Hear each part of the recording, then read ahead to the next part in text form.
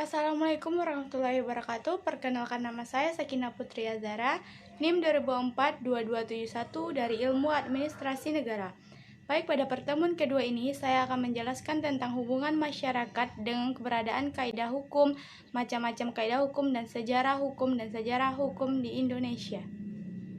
Baik, seperti yang kita ketahui, hukum adalah seperangkat aturan yang mengikat dan memaksa masyarakat. Proses pelaksanaannya harus dipaksakan dengan jalan menjatuhkan sanksi agar tujuan daripada hukum dapat tercapai. Tujuan hukum yaitu menciptakan perdamaian dalam lingkungan masyarakat. Ilmu hukum merupakan ilmu kaidah, maka yang harus dipahami tentang hakikat kaidah yang merupakan tata tertib masyarakat dan kaidah itu dalam kenyataan. Selanjutnya, perlu Anda pahami bagaimana hubungan kaidah hukum itu dengan kaidah-kaidah lainnya seperti norma agama, norma kesusilaan, norma kesopanan, dan norma hukum. Baik, saya akan menjelaskan tentang macam-macam kaidah hukum. Yang pertama itu ada norma agama. Norma agama yaitu peraturan hidup yang harus diterima manusia sebagai perintah, larangan, dan ajaran yang bersumber dari Tuhan Yang Maha Esa. Pelanggaran terhadap norma ini akan mendapat hukuman dari Tuhan Yang Maha Esa. Yang kedua, norma kesusilaan.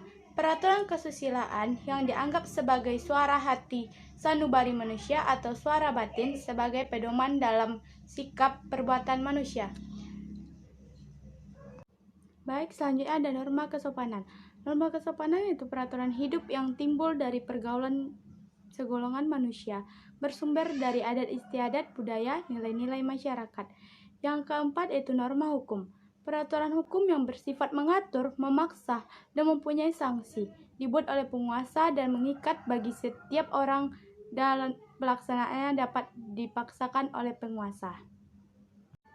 Baik, sekarang kita masuk kepada sejarah hukum, yaitu yang pertama sebelum Belanda.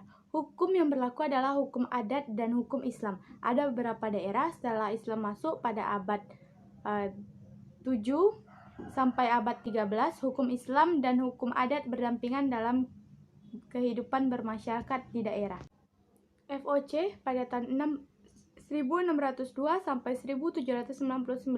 Tujuan FOC yaitu perdagangan rempah-rempah dari orang pribumi dan meraih keuntungan di pasar Eropa. Memiliki hak istimewa oktroy dari pemerintahan Hindia Belanda untuk daerah perdagangan yang konkordan dengan hukum Belanda kuno Oud-Nederlands berupa hukum disiplin Touchstreens. Tahun 1610, Gubernur Jenderal diberi wawancara membuat peraturan untuk menyelesaikan masalah istimewa disebut dengan kebutuhan FOC di daerah kekuasaan di samping memutus perkara perdata dan pidana. Hukum yang berlaku pada masa FOC yaitu statuta, hukum adat dan hukum pribumi, hukum perdagangan dan hukum pendatang di luar Eropa. Zaman kemerdekaan. Pada tanggal 17 Agustus 1945, kemerdekaan Indonesia.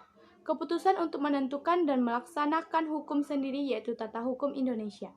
Proklamasi kemerdekaan. Kami bangsa Indonesia dengan ini menyatakan kemerdekaan Indonesia. Pembukaan Undang-Undang 1945. Kemudian daripada itu, disusunlah kemerdekaan Indonesia itu dalam suatu Undang-Undang Dasar Negara Indonesia. Baik, hanya itu yang bisa saya sampaikan dalam tugas pertemuan 2 ini. Jika ada salah, saya minta maaf. Jangan lupa like, comment, and subscribe. Bye-bye.